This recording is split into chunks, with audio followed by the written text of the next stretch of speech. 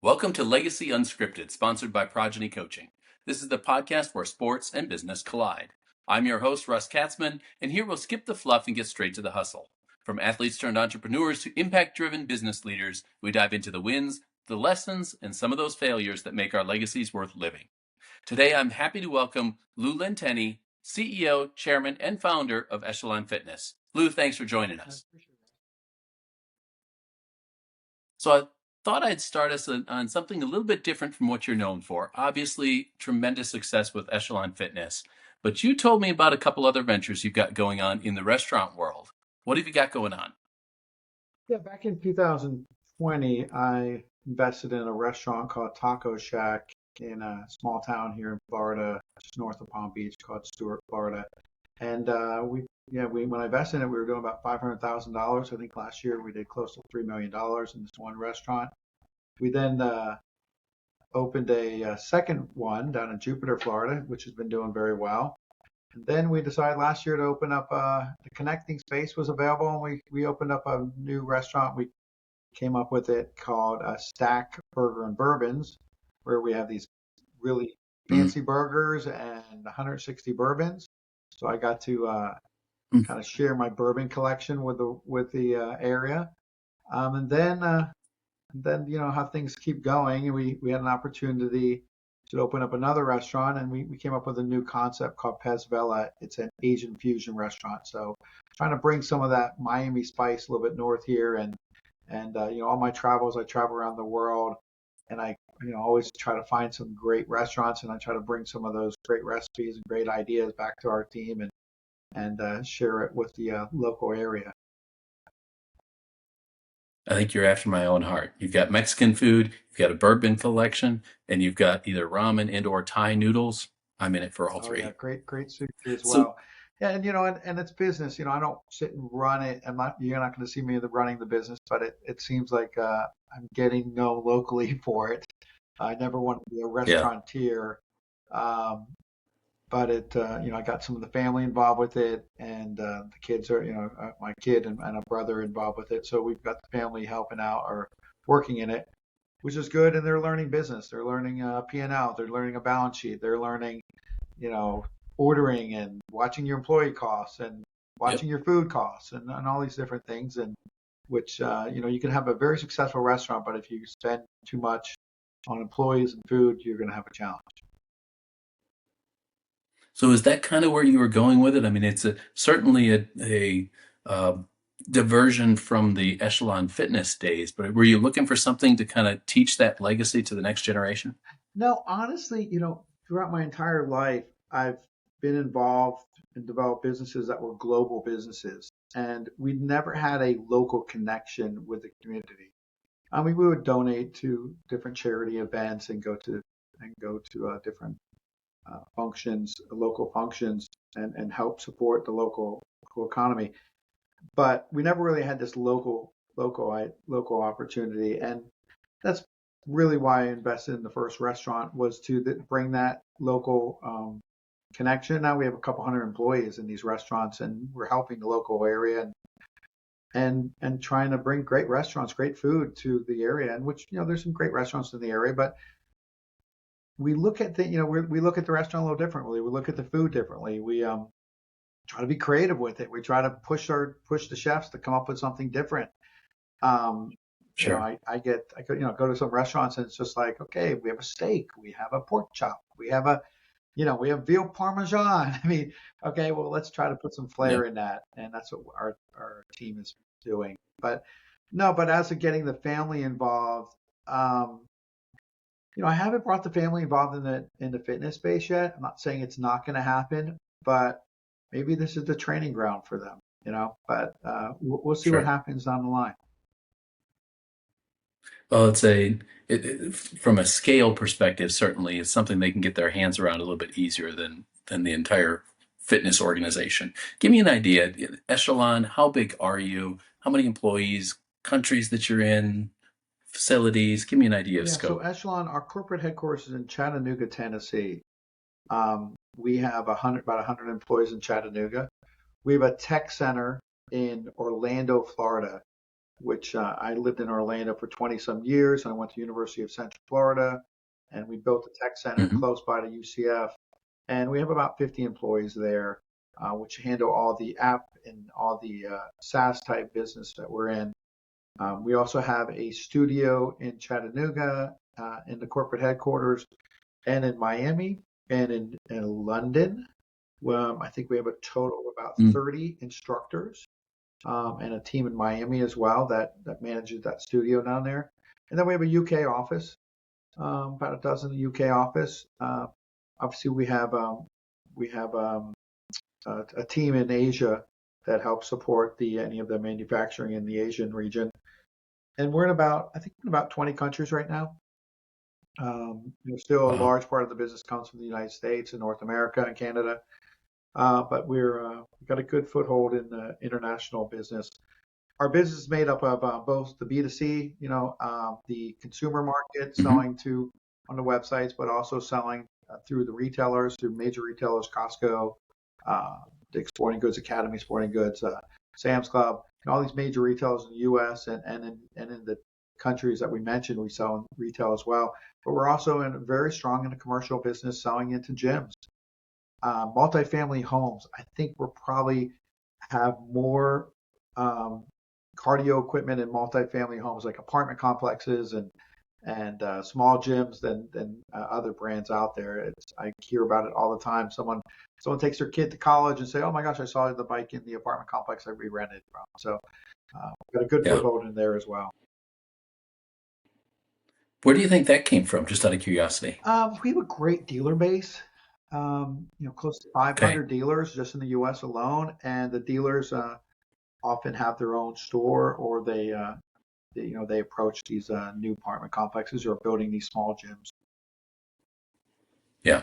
So you think the dealers in those areas are just getting the right contacts? Exactly, and they want a Okay. connected product. They want something with more than just a basic bike. They want something more, and we can provide that, or treadmill, whatever the item is. Got it. So I'd love to ask this question when the scope is about as wide as yours Yeah. is. Talk to me about culture.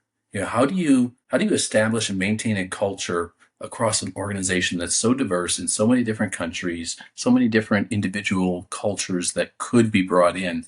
How do you maintain a corporate culture in that instance? You know, if you would have asked me this back in 1920, before COVID, um, Sure. we were very close knit company with everyone under, 80, 90% of the people under one roof. And it was very easy to do that. Now today it's very hard. We of course have communication with the teams, with the executive teams. We follow actually a book called Traction. If you ever check it out on Amazon, Yep. we use that, which is a EOS. great EOS entrepreneur type book that teaches you how to create strategies and goals and issues and really laying it out. But so we have we have a really good knit executive team that meets very often, at least once a week, and Hmm. talks about things we're working on together. But then trying to keep that culture together when you're so spread out is a challenge. And we have quarterly meetings and we try to do functions with our team.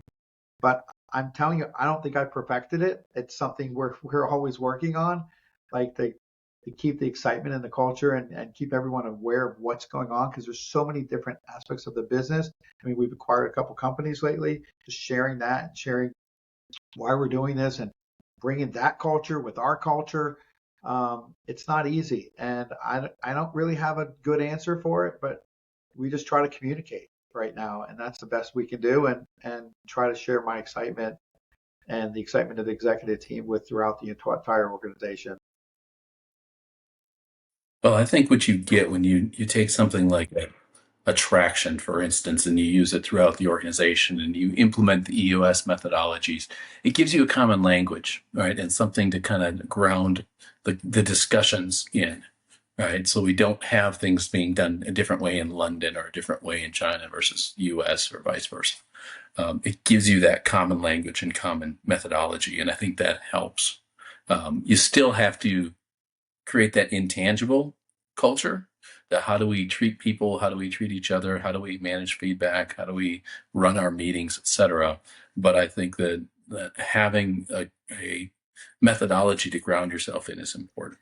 Agree. And the biggest challenge is, well, one of the challenges I find, I actually just got back from FIBO show in Germany, and I'm working with our team in the UK and the Europe team.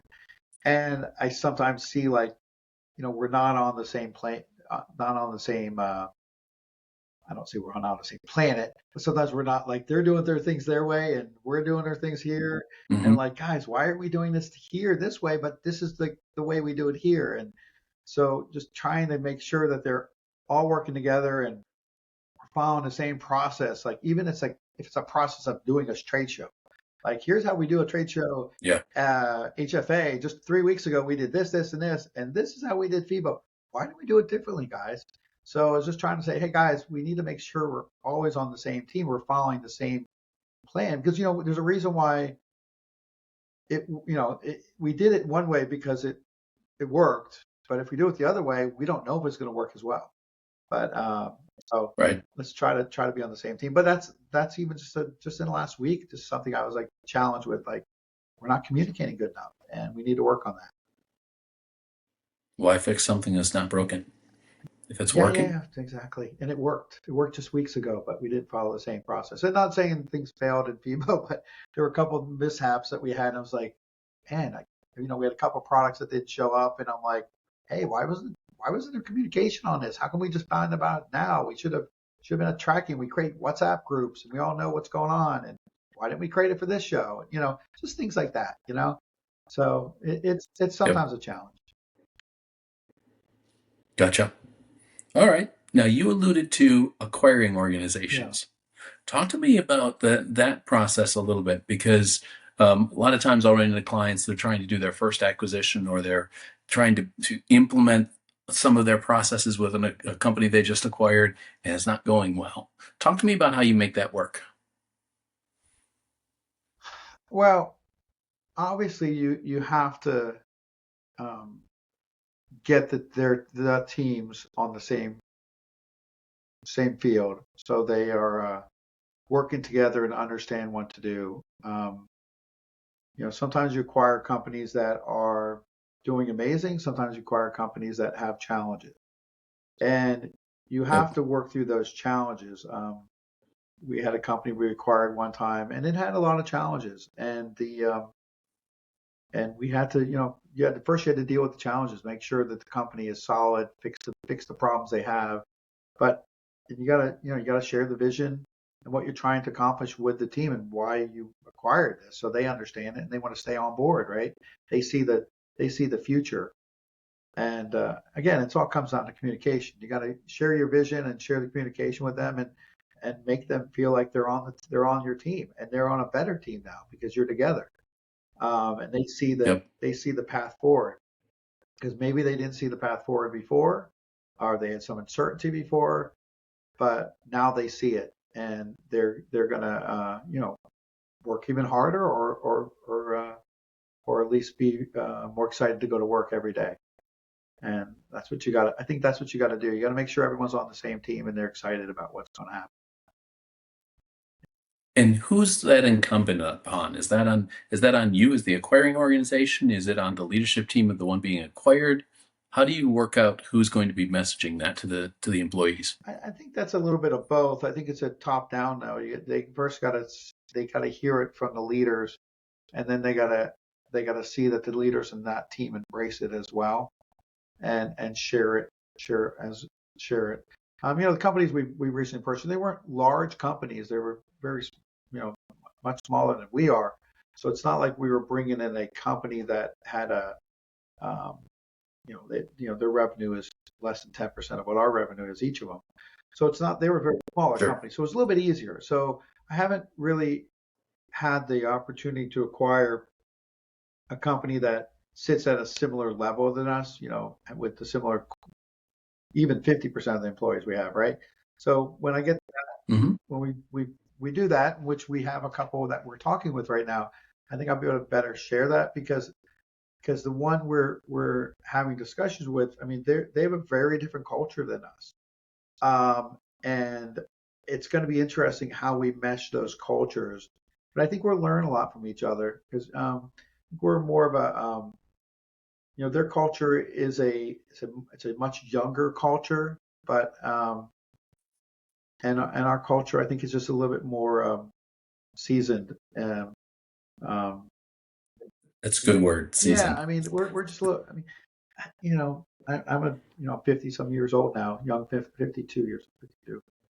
So I'm a little, I've been doing this for a little bit, and when you match up against a 30-year-old CEO, it's a little different culture, and not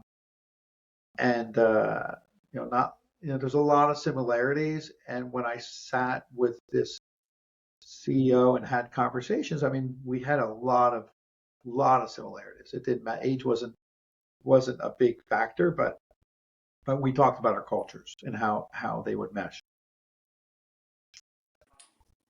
Obviously I've got 20, 30 years of doing this, or maybe more, 30 years of Yeah, doing this. So I've kind of been there, done that, and watched things blossom and watched sometimes things struggle. So I can give that experience to them. I think that they don't. And again, I've done private equity. I've raised capital through the traditional bank things. I've put my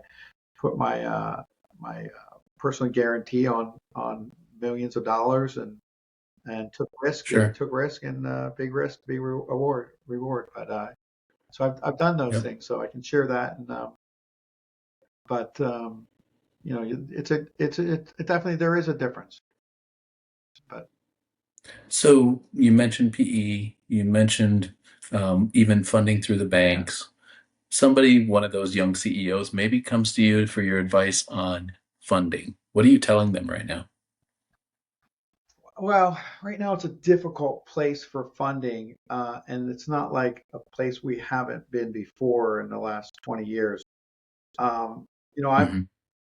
I've been fortunate enough to sell my way into sell to get funding in a lot of cases. I've done factoring before where we factored our receivables before, Sure. borrowed against inventory. I've done different things and worked with several different banks and over time.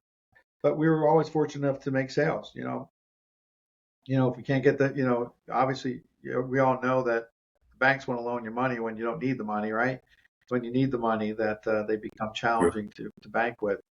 So, if you got a company that's making money and making profit, you're in a good position. If you're losing money, you need to cut your costs, cut your expenses, and increase your revenue. I mean, it's one on one, right?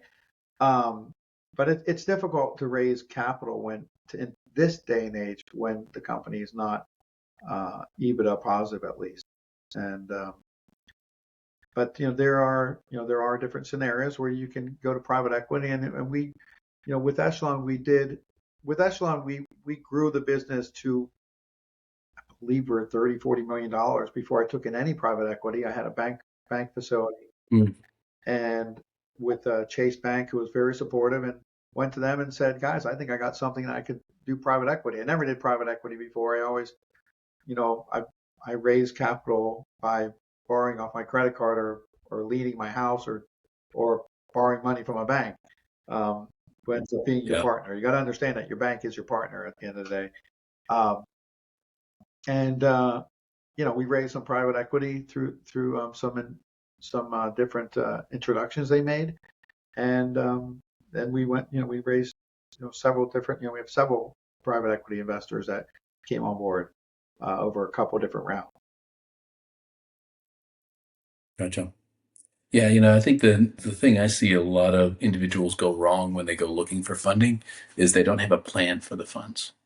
Right? They just think, well, if I get a bunch of money, I could, go make more sales, or I could be twice my size or three times my size.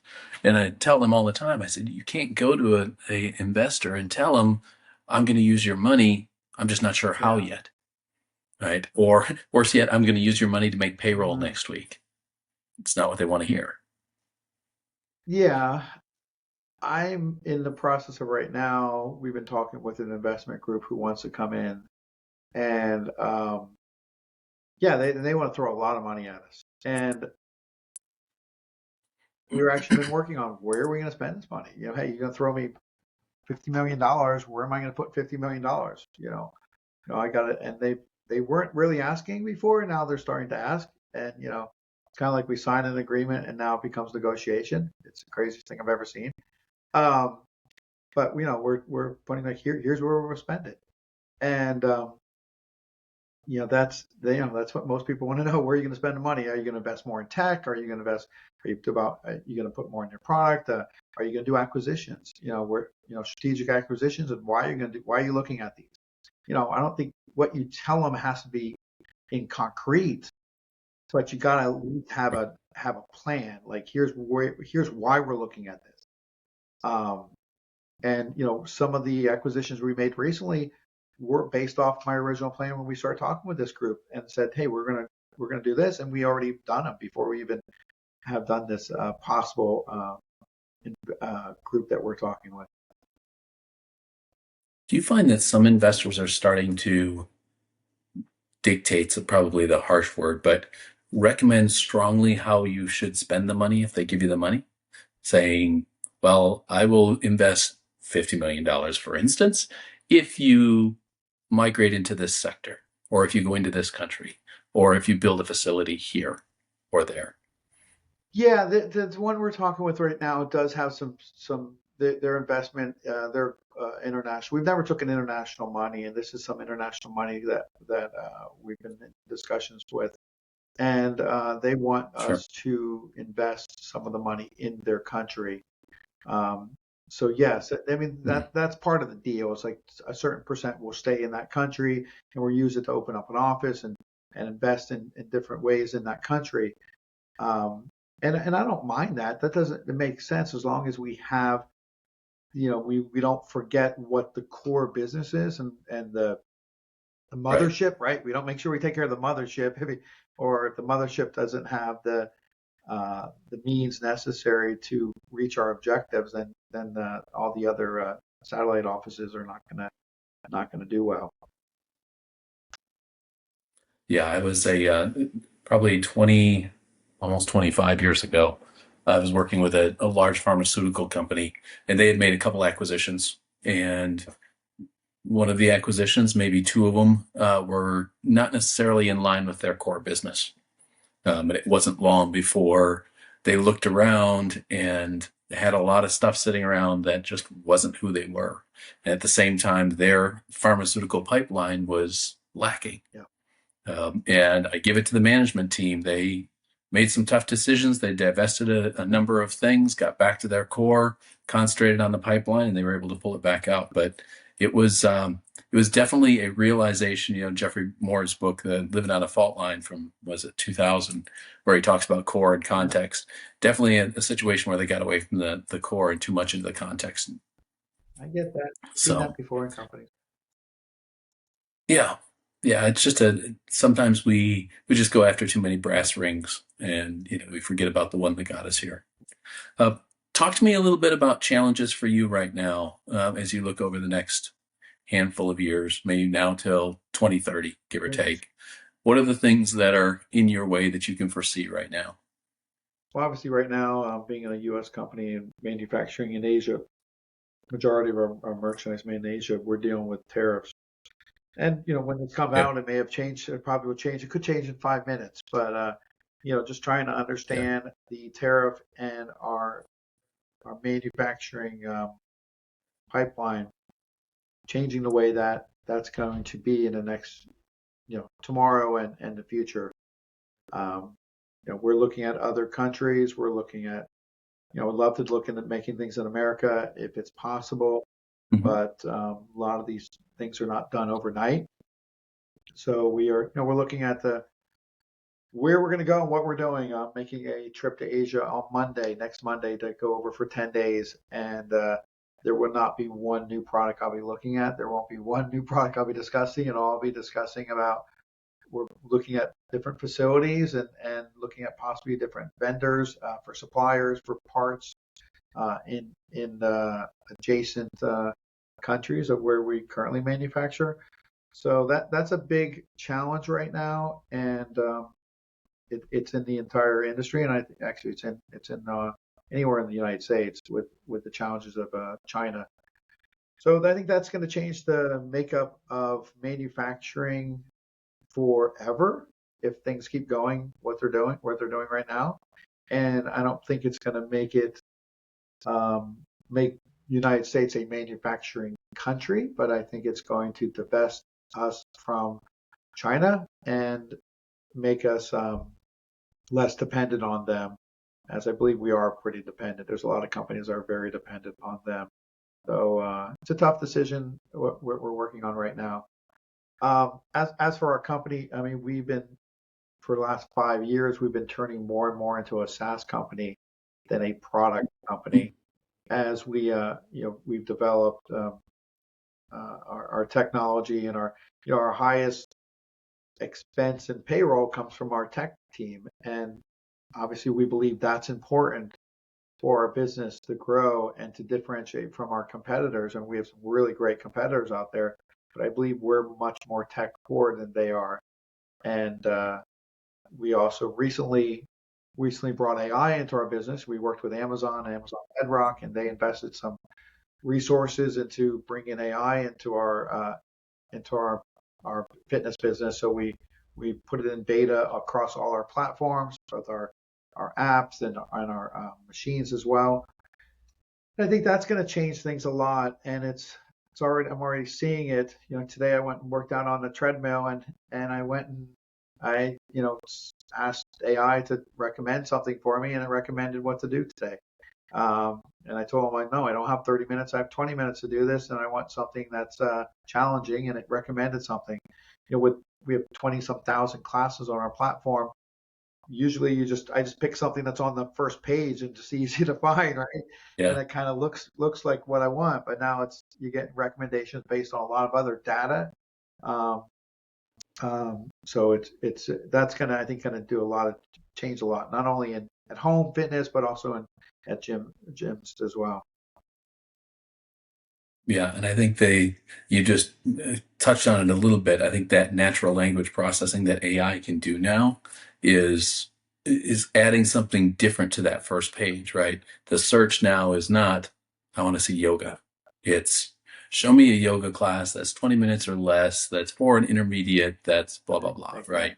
And instead of going through filters, instead of, kind of classifying and then seeing a bunch of stuff you don't want, so thumbing through pages, no, this is what I want, and let AI kick out the top 5 results for you. Exactly. And that's exactly what we're doing. And said Amazon helped us build this, and it's just the beginning. It's learning every day, and it's getting better. And it recommends live classes, it recommends a variety of different stuff, and it knows the machines you own. It knows and also we have a module for gyms as well, so it knows equipment in the gym. Sure. So yeah, it's really can be pretty amazing, and I'm looking forward to how that changes things. Now I don't think it's going to change coach, or a trainer. You're still going to have trainers. And we get asked this, am I trying to get rid of a trainer? And I said, absolutely not.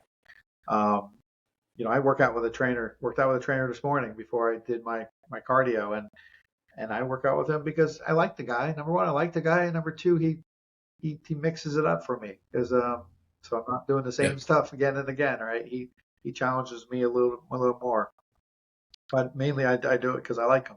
Good guy, and I like him. Yeah. I mean, and right now we don't get that out of AI. Not yet. And it'll be a while before we do. Maybe we'll have those robots in 5 years, but we'll see what they do. Sure.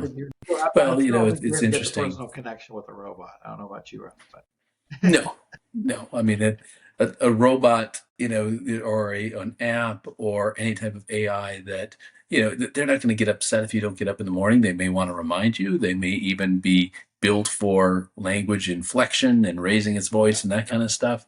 But at the end of the day, you're not going to feel accountable to that. You're not going to worry about hurting its feelings because you didn't get up. A coach that got his butt out of bed to come coach you, and you call him at the last minute and say, yeah, I'm not going to be there. Yeah, that's an accountability partner because you're going to feel guilty about not getting out of bed and joining. we'll see what happens. There's a lot of So changes. The technology is moving extremely fast. I've always thought technology was moving fast 10 years ago, but today it's even moving faster.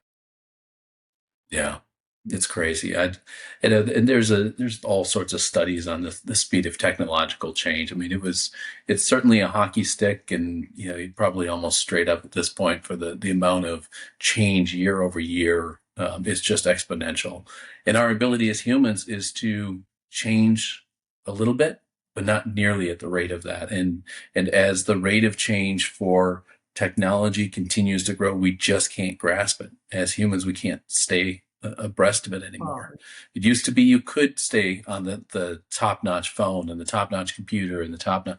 You can't do that anymore. You just can't stay up to it. no, and also there's information overload. And I mean, gosh, there's so much information and knowledge you can Yep. gain every day by just listening to podcasts and listening all this stuff. It's so much that we weren't used to before, you know. So Nope. it's an exciting time. It's incredible. Exciting time. So give me, Lou, before we sign off, give me that one lesson that you learned along the way that you wish somebody had told you when you were first starting out. Well, I had one bump in the road. I mean, we've had some bumps, but I had a bump in the road. I took on an investor or a partner back in the late 90s, early 2000. And this guy was a billionaire. Our business was growing tremendously. We were doing I was under 30 and I was doing over close to $40 million in revenue. And I think we were probably I was taking home, millions of dollars. I mean, we were doing great business. I was, um, I'm glad I didn't reach my plateau, but I was doing quite well at the time, under 30 for sure. Um, and there was an opportunity one of my partners wanted to retire or move on to something else. He was actually wanted to get into politics, but unfortunately, Oh, really? politics didn't want him in. Um, and so I bought him out, and we looked at what's the next move, and there was an opportunity to have an investor come in, and he was an individual. He was a billionaire, and he actually owned a logistics center in Orlando, where the company was, and him and I got along great initially, and unfortunately, it didn't. Even though he didn't have 50%, but when you're dealing with a billionaire who is a individual, not a company or a private equity firm, or it didn't work out as well as we wanted to, and we had to part. And it was funny. It was like he was pointing finger. He wanted to put his team within the organization. Next thing you know, he's putting this finger in and this finger in, meaning like he wants, hey, you should have this person be the CEO. You should have this person handle your logistics. You should have this, and he's putting his team inside the organization. And I eventually said no. I said this person is not. I think I actually said this person's incompetent, and I don't want him in the organization. And then things started going a little south as they started pointing fingers at me, and I started pointing fingers at them, and then our relationship ended. Um, Side note: the people he was trying to put in, two of them went to jail later because they were stealing from him, and another person that he had in his life that he trusted, actually, I think is still in jail. So, you know, so Not the best judge of character. no, he wasn't, and he was being taken advantage of. And when I kind of said to him, Yes, Joe. "Listen, you're pointing your finger the wrong way," he unfortunately these people were with him much longer, so he trusted them. But the point Yeah. being, when you go into bed with someone, an individual who has more money than you, I don't care if they have 10% of the business. They're going to sue you if things don't work out, and they have a lot more money than you. And my son, who's 23 years old, this happened 15 years ago. My son is 23 years old. He still says he can Google and he can find where he got sued in this lawsuit when he was 8, Oh, that's because the funny. guy sued everybody. It was absolutely crazy. I think he sued my dog. Um, but actually, he did sue my dog. Um, but this guy had just so much money, and he got resentful because I would not be his puppet. And I just said, no, we're not doing it that way. I built this business and I know what's right and what's wrong. And I appreciate your wisdom and your knowledge. But at the end of the day, you didn't buy 100, you didn't buy 51% of this business. You don't control it. I'm making this decision. When he's like, well, if you don't control, I'm suing you. I said, great.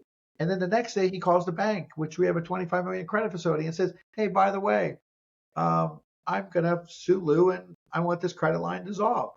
Well, he's a billionaire. He can do that. And the bank got freaking nervous, right? So when you're dealing with someone of that level, be careful. Just be really careful. And, at hindsight, things went well. I mean, I regrouped, I moved on, we sold the business, but because that was the easiest way to part ways. And things moved on. And Echelon was formed years later, and I've had some big successes afterwards. But it was definitely a stressful time, and I'm sure I lost some hair over that one. No hair. No. I understand. Hey, as I tell my older brothers, I choose to be bald. You look good too. Yeah.